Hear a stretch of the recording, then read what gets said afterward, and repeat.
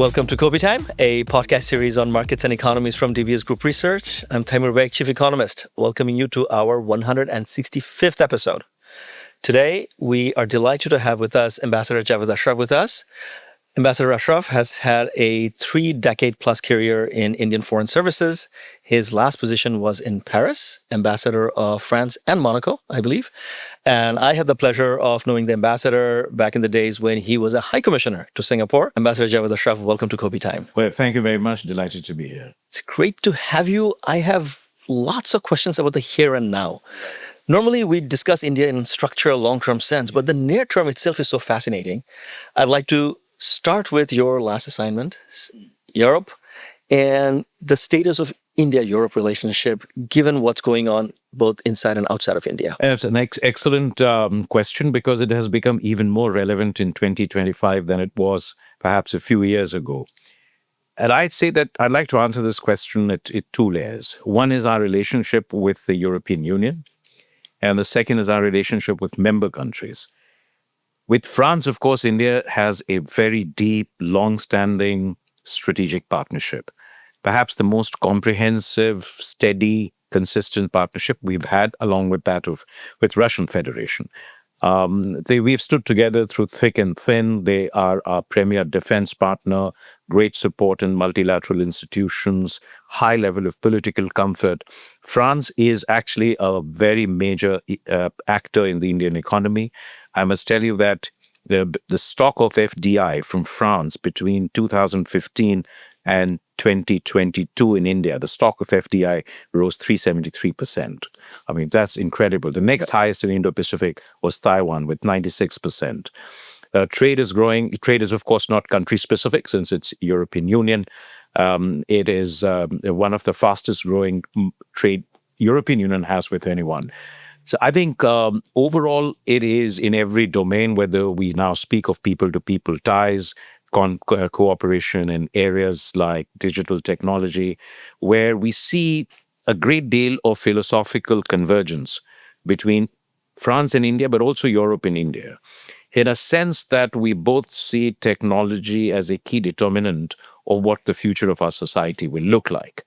And that means that we are actually positioned somewhere between a laissez-faire approach that the United States has, where it's principally driven by a few major companies that are innovating, disrupting, and driving scale with the help of finance. And there is a sort of a state-controlled digital domain, equally successful in many ways in China. And I think both Europe and India look at this as something that must reflect our, must be open, accessible, free, open, inclusive, and must have be underpinned by, public rails that allows for private innovation, but that its larger purpose must be to, enhance human welfare in life and in that sense, that's also driving the way we look at AI. So it must be technology for larger public good. So, but there is a larger geopolitical issue that is driving. And here's this. Europe for a long time has been falling behind China and the United States, economically, technologically, in terms of competitiveness. Geopolitically, it is buffeted by three major powers. Russia, which is sort of hostile relationship at war today.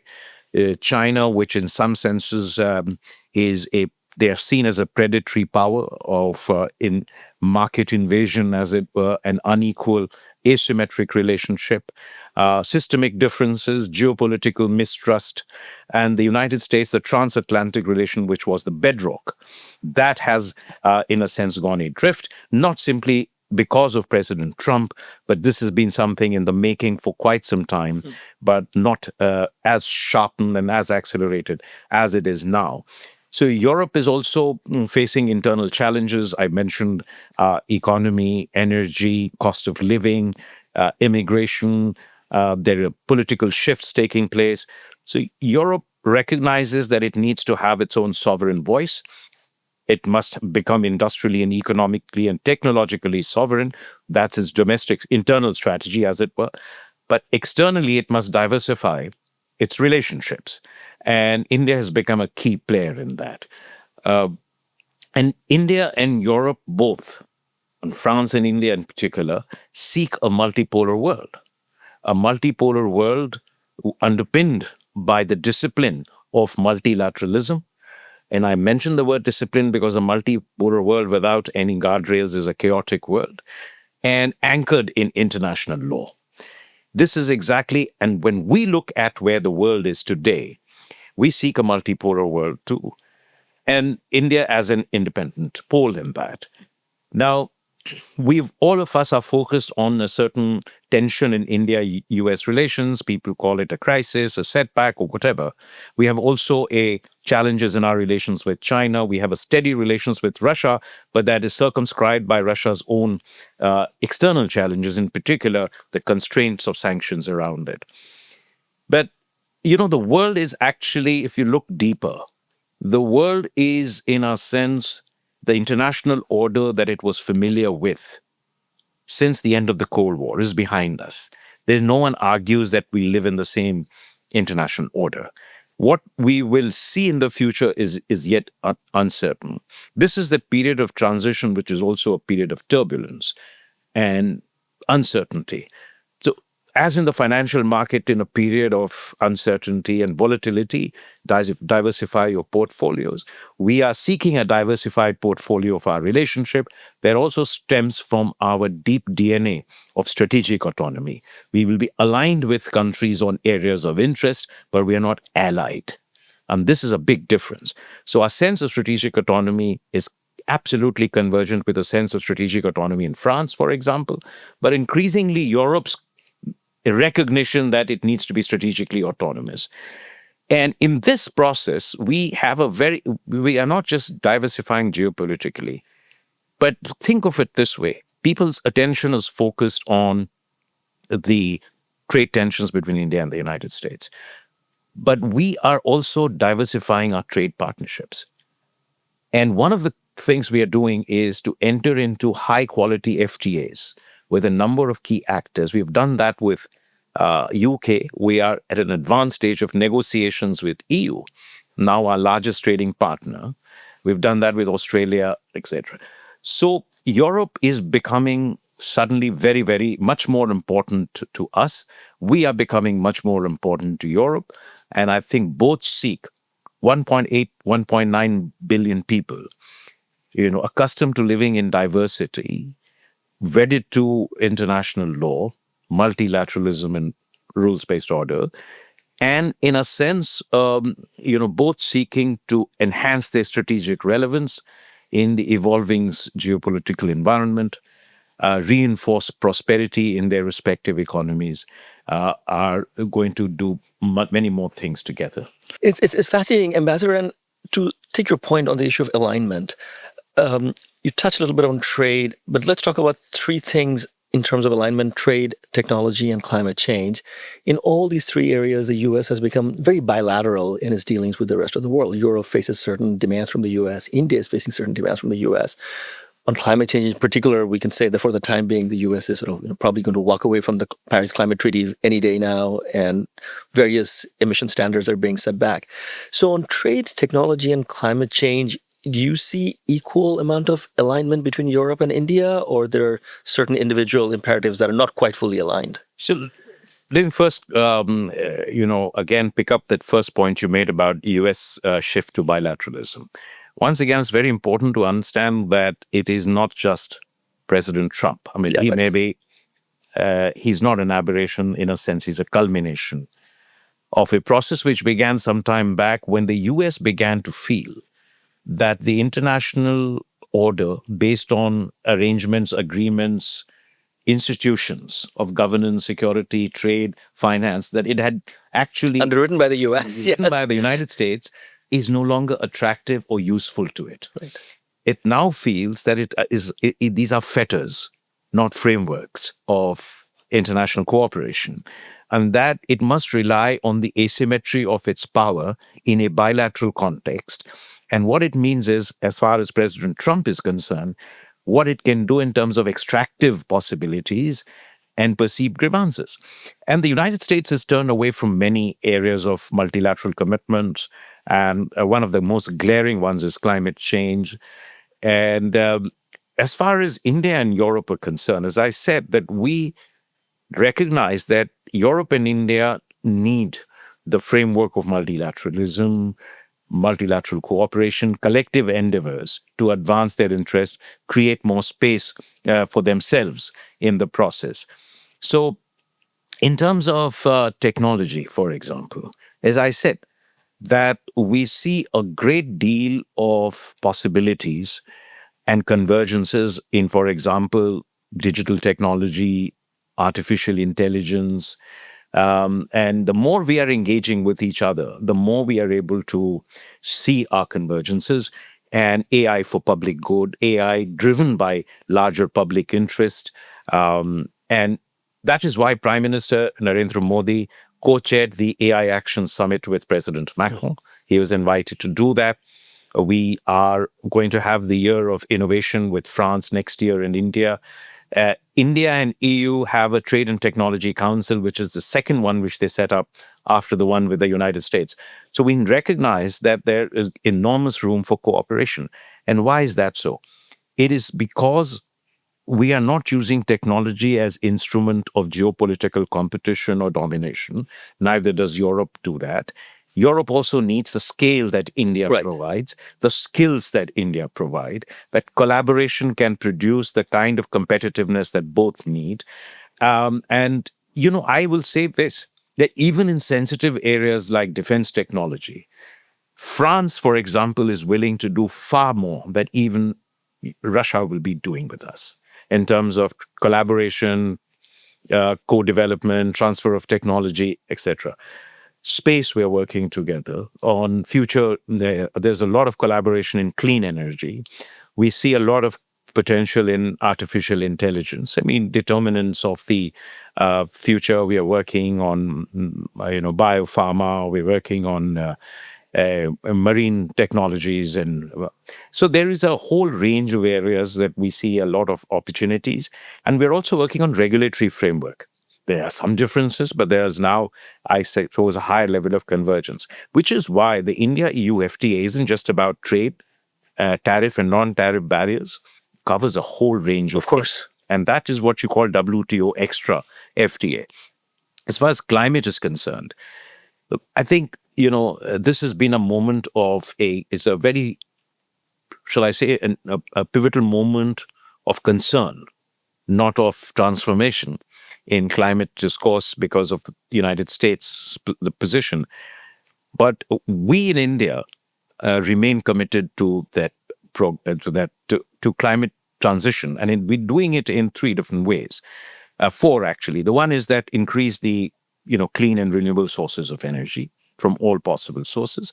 Second is on the demand side, on energy intensive sectors from transportation to industry to agriculture, shift more and more towards the clean energy. Third is improve energy efficiency. And fourth is lifestyle changes, which Prime Minister Narendra Modi has launched a program called Mission Life, Lifestyle for Environment. And International Energy Agency actually did a modeling on that, taking policy and behavioral variables, and found there could be 20% emissions reduction just on lifestyle changes by 2030. So this is Europe fits in with the European agenda as well. We have one concern, which concerns the carbon border adjustment I was going to come tax. to that one, yes. Yes. And we are actually talking about it. And we are talking to each other in good faith and to see how do you place India in that context? Do you see it in the context of the slope of transition curve, or simply look at it at a point of time? And I think we can find a solution to it, because a large part of our exports are not energy intensive in the first place. And then I think there can be solutions around it, because another area we are working on is in climate finance. And this is something which is of great importance to both countries. But I think all the ambitions can only be fulfilled if you actually have innovation in climate financing. So I think, we have trade in terms of investment. I've already talked to you about the where European investments in India are growing with technology and climate. So all of these key areas, yes. Ambassador, I'm glad that you used the phrase "good faith," because just to touch on the U.S., we'll talk about U.S. in greater detail later. But there has been a series of agreements in Southeast Asia in recent weeks around the APEC summit, and I feel that there actually has not been a great deal of good faith in those agreements. It's coercive diplomacy. Countries are sort of compelled to sign it with the U.S. They're certainly not FTA plus plus. These are just agreements at the executive level. They don't have legislative dimension. The FTA discussion that you are talking about between India and EU are at a whole different level of seriousness and depth than anything else. Ambassador, you touched on Russia. I'd like to go there a bit because certainly Europe sits very uncomfortably in its views on Russia's invasion of Ukraine. India has expressed its autonomy in decision making on this issue. How does India and Europe deal with this issue? No, it's a very interesting point. And first, of course, we'll come back to this US agreements, but this is a very important area that you've touched upon. First, let me say that, we have a very clear and consistent position on the issue of war itself. And the importance of adherence to the principles of UN Charter, respect for territorial integrity and sovereignty, and the resolution of issues without recourse to force. We, I think, have made that very clear to Russia. We've made that very clear to Ukraine. And I think we have excellent ongoing conversations, even if they don't grab headlines, which we don't seek, with both sides. We've also had very good engagement with Europe, and I can tell you that the conversations that we've had are not about why do you have a relationship with Russia or why are you buying oil from Russia. They're not comfortable about it. I can understand, and we understand the pain that Europe is going through, the anxieties, the fears, the cost that they have to pay, because that war is on their continent. Correct. And, if anyone tries to minimize that or tries to sort of play down that level of emotions about these things in Europe, then they're not being sensitive or empathetic to the European sentiments, whatever be the cause, etc., the geopolitics around it. So we do have these discussions on how we can resolve these issues. With France, I can tell you it's a very constructive dialogue on what would it take to end the war, not on a battlefield, which it will not end on the battlefield, but on a negotiating table. That's the only two ways you resolve it. They also recognize that we do not seek, and I want to emphasize this point, that they recognize that we do not seek a geopolitical advantage in the way this war evolves. We do not wish to see that this should be the undermining of the Western order, or that the Western countries should get weakened, etc., or that we must gain, geopolitical ascendancy out of it. Some countries may want to do that out in Asia or elsewhere, but that is not how we look at it, and they understand that. They recognize also that we have compulsions which are not just related to energy or to defense linkages that go back 70 years and our dependence on Russia for that, but that there are very serious geopolitical considerations of what it would do if we were to diminish or dilute our relations with Russia for India's geopolitical challenges in a very sensitive continental neighborhood that we have. In addition to that, I know that some European countries also recognize that we can be a trusted interlocutor when the right time is there, because there are not many countries in the world which are trusted by Europe and Russia. And this is something which we have said we can be very happily be a medium through which we can pass on information, make suggestions, etc. Has this resonated with the Europeans? Yes, they do. It absolutely does. And we are not going to overplay our capacity to influence the course, but they know that we will convey messages in good faith to Russia, that they would listen to us, that we are trusted. And what we say what we come back with to Europe will be an honest representation. So, with China, for example, they may not have the same kind of a trust factor as they would do with us. These are the little areas in which we seek convergences. And we also recognize that, while we deal with this issue, we cannot look at the broader long-term geopolitical, overlook those geopolitical trends and both the space and the need for Europe and India to work more closely. In terms of United Nations resolutions or sanctions or, call for action by various member countries in response to what's happening in Russia and Ukraine, India remains fully aligned with imperatives. No UN Security Council resolution will pass because, Russia will veto it. Right. China will veto it. We do not ever, with any country, subscribe to unilateral sanctions as a policy decision. What could happen is that those sanctions can circumscribe or limit our ability to engage in a particular economic transaction. And that is, for example, if they're all financial transactions in, let's say dollar terms or euro terms are prohibited with a certain entity or a certain group of entities or a country, it would become impossible for us to, or very difficult for us to conduct the transaction. Right. But that is very different. That is a market-driven condition. Very different from saying that because United States or Europe has imposed sanctions on any particular country, we will subscribe to that. We've never done it, and we do not subscribe to that kind of... but if there is a UN Security Council resolution or a UN resolution of any kind, then we are going to make every effort to make sure that they are well implemented. We touched upon U.S. even while discussing Europe and Russia, and so might as well bring the U.S. into this discussion. Very interesting and challenging times in the India-U.S. relationship. What's your take on what's happened this year? So it's going on at two levels. If you see the institutional level, defense in particular, or other areas of cooperation at the operational and functional level, those engagements are going on. We've just signed or renewed an updated 10-year defense framework agreement while we have this other set of issues.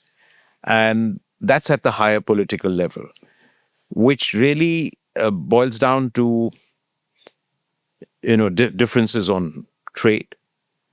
And then, of course, there are punitive tariffs on account of purchase of Russian oil.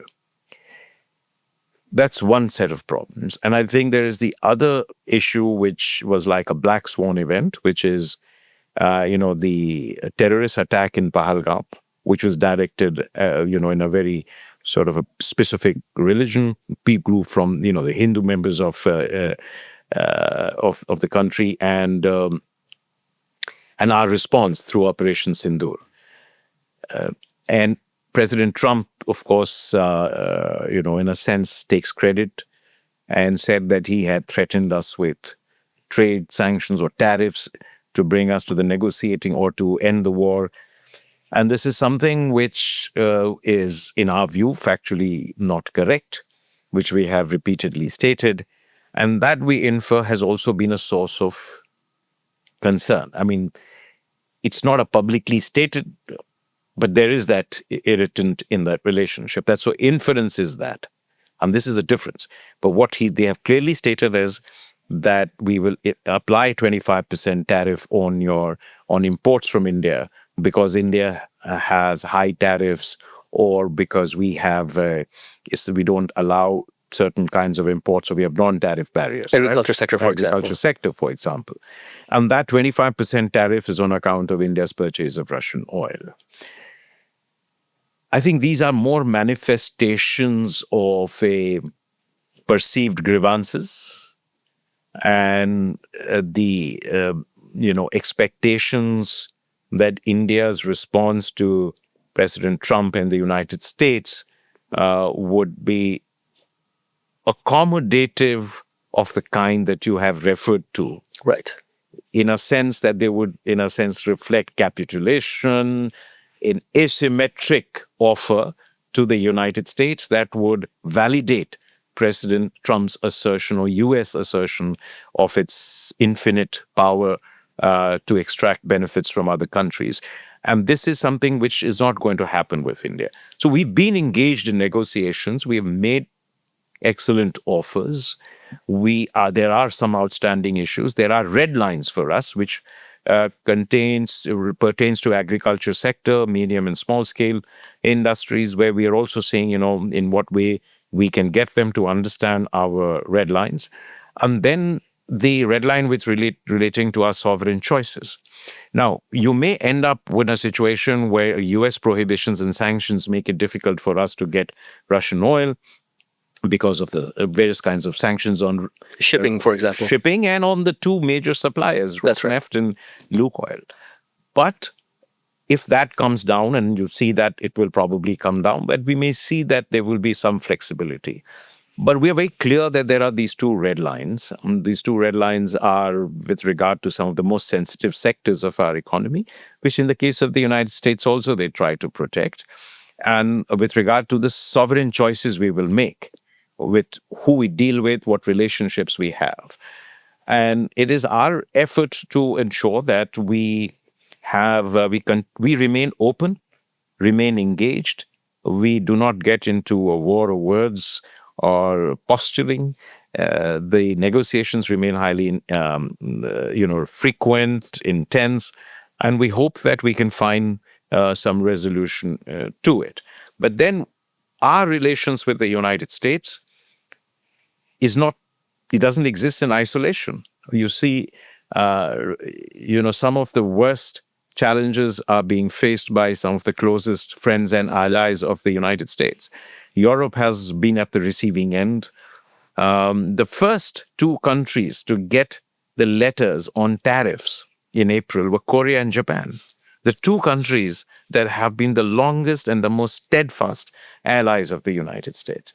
And then you get into an agreement which involves commitments of investments, purchases of energy, and non-reciprocal tariff concessions, which are hard to enforce. With Europe, if you say that Europe is committed to buying $750 billion of oil and gas or energy and will invest $600 billion, how will the regulator or European Commission force European companies to invest $600 billion? So these are good at headlines, but they're not enforceable. And my sense is that people are just playing for time. Devoid of good faith, as Yes, we discussed. they're saying, okay, we make these agreements, we take some of the heat off, get some tariff reduction, but then we will go in and we'll see how it goes 4 years, 5 years down the line. Some investments were going to be made in the United States. In any case. In any case, and with tariffs coming up, some of that will make economic sense. But but in the long run, they will probably, this may not have any relevance or any enforceability as compared to a well-negotiated treaty or agreement which have a legal mandate in the two countries. And it can impose high political costs. Ambassador, absolutely. I traveled through Seoul and Tokyo recently, and I realized that there are corporations in Japan and Korea which derive a very large part of their profit from the US. And they have been lobbying their governments to just sign a deal so that they can go back to some degree of stability in the trade relationship. I didn't feel that the public in Japan and Korea are aligned with the corporate sector at all. And these are not very stable political systems these days. Both governments stand on fairly shaky grounds. So the political cost, as far as the public opinion is concerned, could be substantial. So to that point, what is your sense of public opinion in India? Indians have huge diaspora in the US. Indian nationals are CEOs of some of the biggest and best American companies. Indians have always felt a great deal of proximity to the US. Has it been dented this year? I think you're absolutely right. And it isn't just because of trade, tariffs. a sense that President Trump is being coercive. It's also because of the position he took on the Operation Sindoor and the terrorist attack in India and his courtship of Pakistan, but worse, of the Pakistan's military leader. Absolutely. And trying to equate them with the democratically elected prime minister, or a third time, of the largest democracy in the world. So this, and plus you see the barriers coming up on H-1B visa, the racism that you see now pretty rampant in the United States, the kind of hate that is directed against Indians, that is all having a very serious impact on the trust and the goodwill that the United States enjoyed in India for a long period of time. There is still the lingering memories of the Cold War, the mistrust. But that was, in a sense, receding with the new generation of Indians, with the median age of 28. They haven't seen the Cold War and the mistrust in our partnership, the estrangement that we had. But suddenly, out of nowhere, you see again the loss of trust. So even if we have a trade deal, even if the tariffs come down from 50% to 19%, 18%, which will make us competitive again, a lot of that, and despite all the efforts of those who have, worked on the relationship, I think public sentiment has been seriously dented, as much by what he has done against India, as by the manner in which he has tried to equate India and Pakistan on an issue that is deeply, deeply sensitive to Indians.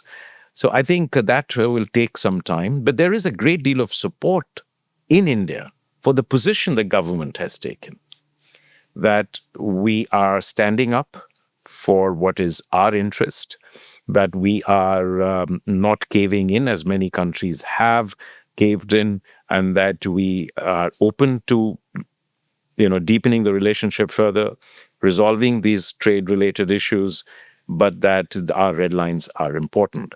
And I tell you, certain diversification has started taking place. So in this period from April to September, our exports to the United States, from some data that I read, is down 37%, but our overall exports, including on the items that have been worst affected by the United States tariffs, our overall exports have actually increased. And this shows that perhaps this may have been a great wake-up call for India to both develop internal resilience in terms of supply chain resilience, industrial resilience, technological resilience, and self-reliance, but that we need to have a much more diversified portfolio of economic and geopolitical partnerships.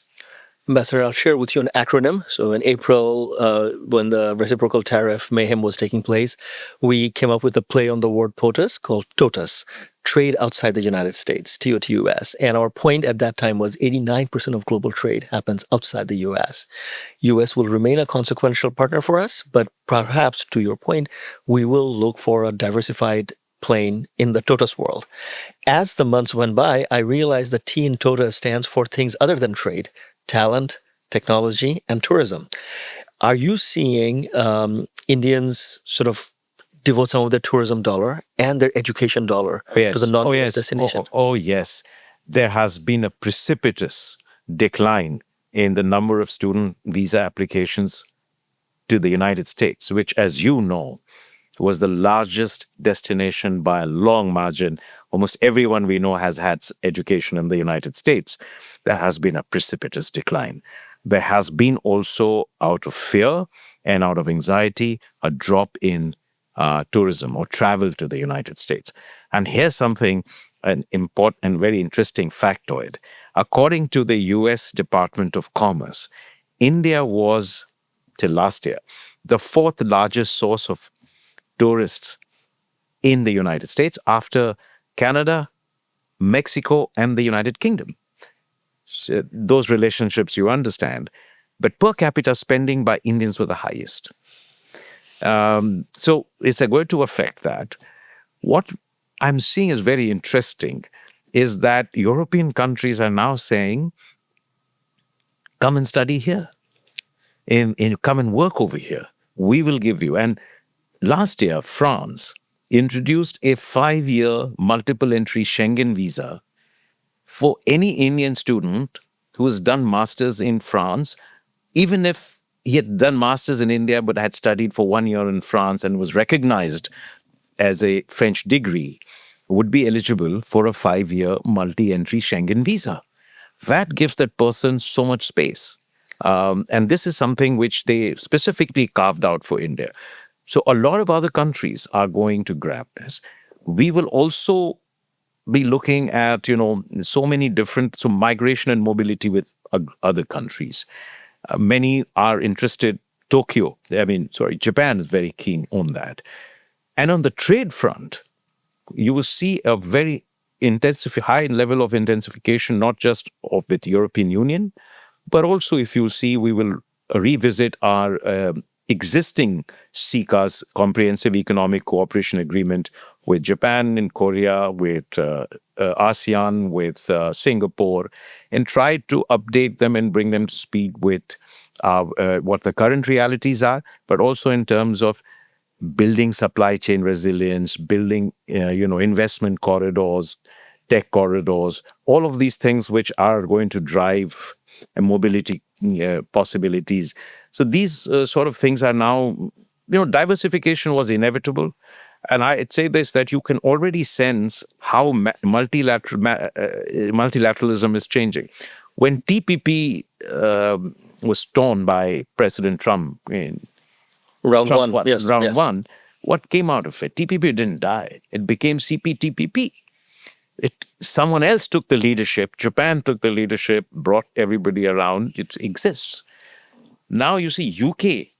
With no Pacific connection wants to be part of CPTPP. And EU is talking about it. So imagine if CPTPP, EU and UK come together. Just imagine what kind of a trading bloc. So you will see new FTAs, expansion in FTAs, and interlocking of FTAs or economic unions as people try to deal with these uncertainties to lock in commitments, especially those that continue to believe in multilateral trading agreements. Ambassador, the country that talks a lot about rules-based order and multilateral trade agreements is China. So let's move from one challenging relationship to another challenging relationship. So give us a sense of how does India deal with China at the many levels of comfort and discomfort that exist?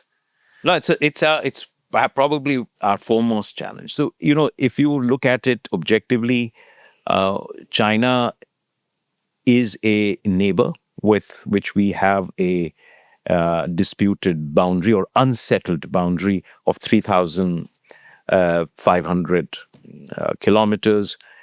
We have mistrust. We have had a history of conflict. So we see, for many, China is a geopolitical, economic, and security challenge, the foremost geopolitical, economic, and security challenge. We have an unsettled boundary. We have a massive trade deficit. 35% of India's trade deficit is on account of China. We have concerns regarding transboundary rivers, about the flow of those transboundary rivers into India, data sharing, but also our region of. So it isn't just these bilateral issues; it's also about China's relationships in our neighborhood, which is a source of concern for us and which reflects a degree of mistrust on both sides. And then at the global level, so bilateral, regional, global level, there is a perception in India, and there is evidence to suggest that China has been resisting accommodation of India in the global architecture. For example, when it resisted India's entry into nuclear suppliers group, or hasn't been openly or hasn't been supportive of India's claim for permanent membership of the reformed UN Security Council, or when it objects to the listing of well-known international terrorists or terrorist organizations in the UNSC sanctions committee list. And there is, open evidence of that. Then there is a concern in India, obviously. The collusion or the relationship between Pakistan and China, particularly with regard to nuclear and conventional military powers, is also been a source of great concern. So if you see, I've listed a long list of, bilateral, regional, global challenges, our geopolitical, economic, and security issues. But at the same time, we recognize that we are two large countries, two ancient civilizations, together account for 3 billion people or 2.8 billion people, that in some ways we will be the two key contributors to global growth. We accept, seen China's rise as a major industrial and technological power. But through all these difficulties of the past 5 years, when we had Doklam in 2017, where we had the Galwan in 2020, we've maintained, if not a relationship, but continuity in communication at diplomatic and military level to de-escalate tensions there in the border region, restore peace and tranquility, and eventually try to disengage from the border. And once there is peace and tranquility, that we can restore some degree of normalcy. I think we both need to work and more on these issues, particularly on building greater mutual trust. And that can really happen when we start addressing mutual concerns. I think we both need to reassure each other, and particularly as a bigger power China needs, that we do not see each other's rise as fundamentally inimical to the other party's interest. We have to restore more people to people engagement, because India and China are neighbors, but we are strangers as people to each other. And we have to find a modus vivendi to do more on the economic side, because our own ambitions and our vision for a really industrialized India will involve a certain degree of engagement with China because of the dominance of the upstream technology, products, capacities in the global value chain. And increasingly so. And well, it has doubled since 2000. Right. A number of studies will tell you that they are the key player in the critical bottleneck products in the global value chain. So that's those. So how do you work to restore peace and tranquility, ease tensions, and expand opportunities of cooperation, and try to build mutual trust? Perhaps a changed geopolitical environment should enable that process to continue or to proceed. We have seen a certain easing of tension between the two countries since October 2024, when Prime Minister and President Xi met. And then we've seen that in Tianjin also. We've had some, ministerial level exchanges as well. And so we expect China, frankly, to be more sensitive to our interests, more sensitive to our concerns on security and trade and economy. And I think it will be beneficial for China also, notwithstanding the fact that it has become such a major power, given the increasing headwinds it is facing with some of its traditionally strong partners, to create a climate of trust and cooperation, and for us to do our part also in that, and not just discuss our bilateral issues, but our regional engagement, so that we recognize that some of those issues need to be addressed and reconciled. And remember, and I was in Chengdu last month for an India China Track 2 dialogue. There is interest in China to improve relations, normalize relations. There is also interest in India, and that is why this Track 2 was taking place in a physical form after so many years.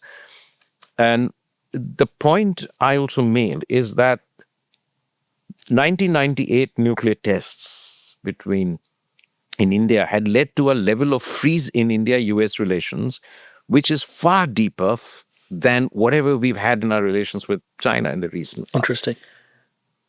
And there was a high level of mistrust.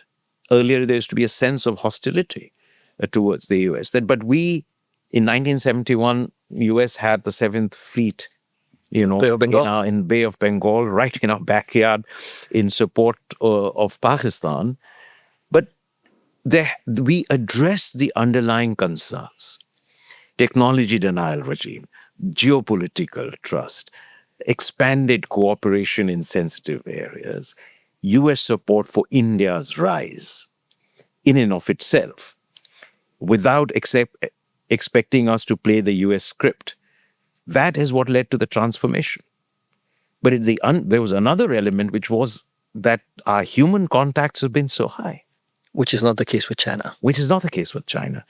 So you have seen that people are familiar with the United States. There's an aspirational US that, people went and studied there. There were, some study, 100,000 Indian PhDs in the US. You've got 4.5, 5 million people with that. So all of that has helped as a bridge between the two countries in a very intangible way. And we don't have that with China. So how do we turn the page? And I think what we have agreed upon as a set of future action is on two parallel tracks. That we will try for an early harvest on the boundary question. We've agreed on mechanisms for peace and tranquility on our border, but at the same time explore what we can do economically. And there are trade barriers for us in China. It's not just competitiveness which has made this very asymmetric trade. It is, for example, Indian software companies, IT companies can only service foreign companies in China. Right. So these are barriers, and which if they address, and then, it will open up a whole range of possibilities. So I think we are looking at two-track approach. It'll require patience, perseverance, and a certain degree of resilience on both sides. Also to be able to deal with occasional black swan events or certain crisis moments to continue on this path. But I think it is important, as India looks to its ambitions to be a developed country, a secure and a peaceful and stable periphery is an important underlying factor to pursue your economic and geopolitical ambitions. Ambassador, I fully understand India's reservation of the US getting involved in India-Pakistan issues. But as you pointed out, as far as the border is concerned, as far as China's involvement in recent skirmishes between India and Pakistan is concerned, China has played a role. But does it have any role to play in settling India-Pakistan issues? I don't think so. I mean, if you see, historically, there have been many attempts by India to resolve these issues with Pakistan. I think, no, I mean, in any conflict management, at the end of the day, the two parties have to agree to resolve those conflicts. I mean, you've seen that with Russia and Ukraine. A number of efforts that have been made have been, unproductive or fruitless. So we've 1973 Simla Agreement, of course, recognizes that both sides issues have to be resolved bilaterally. We've had back channel, front channel, many discussions with Pakistan.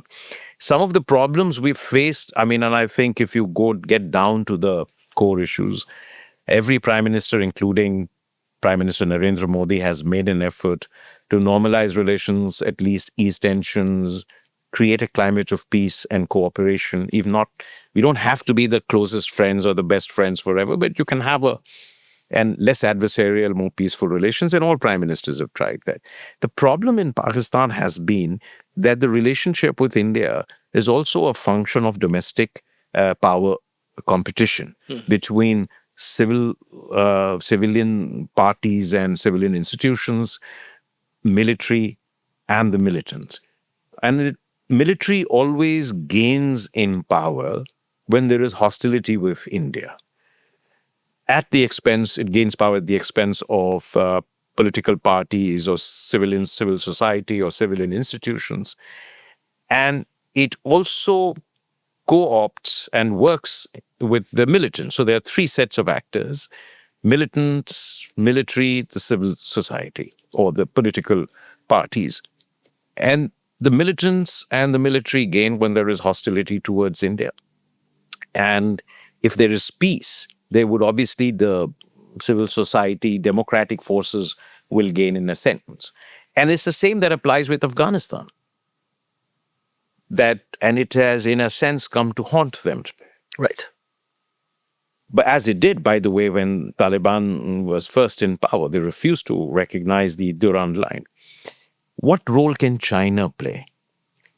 I think the only role China can play is to persuade Pakistan that it is not in Pakistan's interest to continue this policy of open hostility with India, use of terrorist organizations as to have a proxy war with India. As you know, and it isn't just about the issue of Jammu and Kashmir.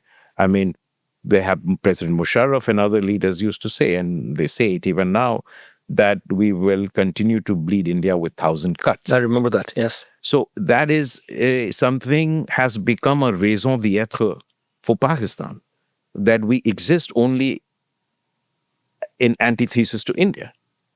So if there is peaceful relationship with India, do we have a right to exist as an independent country, which is, so it is so deeply ingrained. So Jammu and Kashmir is a symbol of that thinking.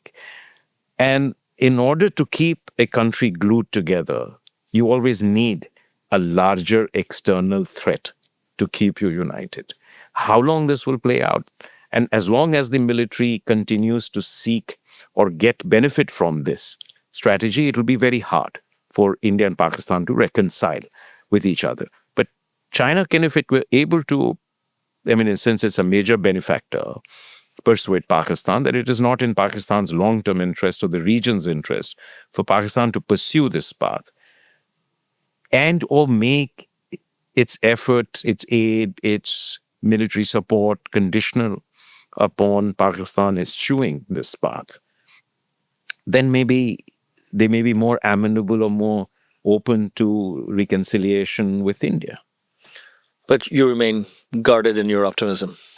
Yes, and because we've had, so many different phases of engagement with Pakistan, sometimes during Prime Minister Vajpayee's time and Prime Minister Manmohan Singh's time, at the back channel level, which was very serious, sustained dialogue. And you worked under both. Yes, I've worked under both. I'm talking about Prime Minister Vajpayee's time. Yeah. I worked more recently with the two prime ministers. But, and I've looked at the history, every prime minister recognizes the need to put this behind so that they can look at the larger India's larger interests of growth, prosperity, inclusion, and peace, and play its rightful role in the world. But each time it is, in a sense, stalled by various attacks. Sometimes there are terrorist attacks when there is progress in the relationship. Prime Minister Narendra Modi paid a spontaneous visit to Lahore on December 25, 2015. We were returning from Moscow. We stopped in Kabul. He inaugurated the new parliament building. And then he had a conversation with Prime Minister Sharif, who was in Lahore for his granddaughter's wedding. And we decided to stop en route. It was a bold gesture, right? This is 25th December. What happens on 3rd January? An attack at the airbase in Pathankot. I mean, I can give you a series of instances where efforts have been made to thwart this. There was a time when Nawaz Sharif was elected in 2013 with a significant majority. At that time, Pakistan was facing severe power shortage and gas shortage. And he asked Prime Minister Dr. Manmohan Singh for help in that. And we said, yes, we can connect the grid to India's grid. We can connect the gas pipeline. And personally seen that and was working on it. But once again, forces within Pakistan thwarted it. So we have a situation where it is becoming difficult. Now, if they can, China can play a role, which I'm not sure they will, or they will want to do it. They're willing to do it, or they have the capacity to do it. So ultimately, it will still boil down to seeing how internal dynamics of Pakistan changes. And we've had a situation where President Musharraf, as General Musharraf, was the architect of the Kargil War, and was also the in office when we had the attack on Indian Parliament on December 13, 2001. Later on, as president, he wanted to pursue peace. I don't know what path General Field Marshal, as he calls himself, Munir, will take as he consolidates power and gets immunity for life with regard to India. But I think that really the ball is in their court. I just remember the phrase from those days, Aman ki Asha. We named our son Aman, inspired by that phrase. Well, hopefully there'll be something down the road. Ambassador, between Pakistan and China and US and Russia and Europe, so many balls to juggle. Where is the bandwidth for India's engagement with Southeast Asia? Well, I think that I would like to see a much higher level of engagement than we currently have with Southeast Asia. No question about it. This is something which, I've maintained since I was here, before that as well, because we have to see Southeast Asia as our neighbor. When you fly from India to Southeast Asia, you realize how close we are. Now, we have this geographical constructs which are geopolitical or political in nature from the colonial era. Right. So you have a South Asia, you have a Southeast Asia, you have a West Asia, you have a South Central Asia, you have an East Asia. These are arbitrary constructs. You have a Middle East, which was Middle East from the point of view of London. Correct. For us, it's West. Yes. So we still call it Middle East. So for me, we have to see the neighborhood as an arc from Southeast Asia to the Gulf and all the way to the western coast, eastern coast of Africa, seaboard of Africa. If you do that, then your approach will naturally change. Southeast Asia, we have old civilizational links. 9 of them have Indic civilizational links. It's a very dynamic region. I'm always impressed with Southeast Asia. 650 million young people working very hard, building a great future for the region, a region which is still a lesson in coming together despite maybe the greatest diversity that you will ever find between 10 countries. Every religion, different political systems. Look at the size. From The Brunei, disparity, yes. Indonesia, economic development. Look where Singapore is globally, and look where some of the other countries are. Yet, despite that, they find a way to move forward. Not by agreeing on everything, but finding a consensus. It's also a model for the world.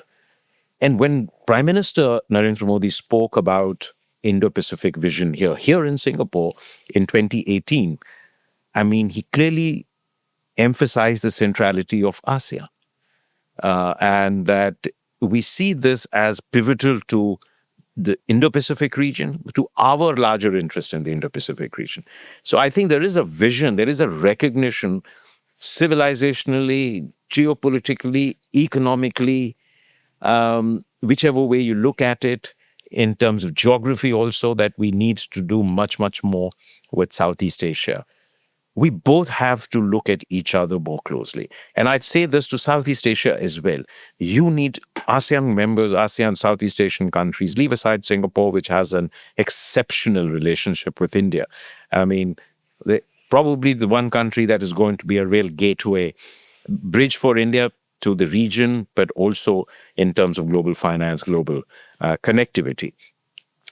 Singapore will play a role. But Southeast Asia needs to also recognize that if its future interest lies not in either having to bend to one global hegemon or being torn between two great powers. That is something that ASEAN experienced, Southeast Asia experienced before 1967, Right. before ASEAN was born, and well into the 70s.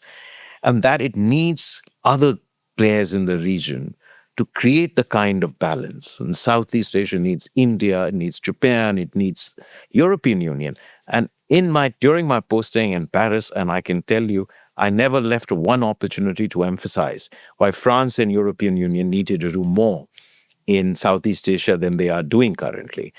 And it applies to India as well. But Southeast Asia also needs to raise the level of its ambition. And one way it can do it is that it again comes to the table to really constructively revise the India-ASEAN FTA, because it is actually very asymmetrically against us, even in terms of coverage of. So if you do that, I think it'll catalyze a lot of other engagement. We have very good defense and security partnerships. Singapore is one of our most comprehensive security partners. We're doing that with Vietnam, Philippines, increasingly with Indonesia. Malaysia will also be doing that. But ASEAN, Southeast Asia is driven by trade and commerce and investments. And so this is one area what I would like to emphasize, is that we need to find a way to raise the quality, the coverage, and the level of our FTA very quickly.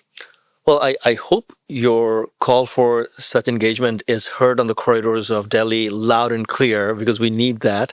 Ambassador Ashraf, I cannot thank you enough. Thank you so much for your time and insights. Pleasure. It's always thank you very much. Then it was great to talk to you, and very happy to be back in Singapore. Well, we're really happy to have you here. I would like to thank our listeners as well. Kopi Time was produced by Ken Delbridge. Violet Lee and Daisy Sharma provided additional assistance. It is for information only and does not constitute any trade advice. All 165 episodes of the podcast are available on YouTube and Spotify and Google. As for our research publications, you can find them all by Googling DBS Research Library. Have a great day.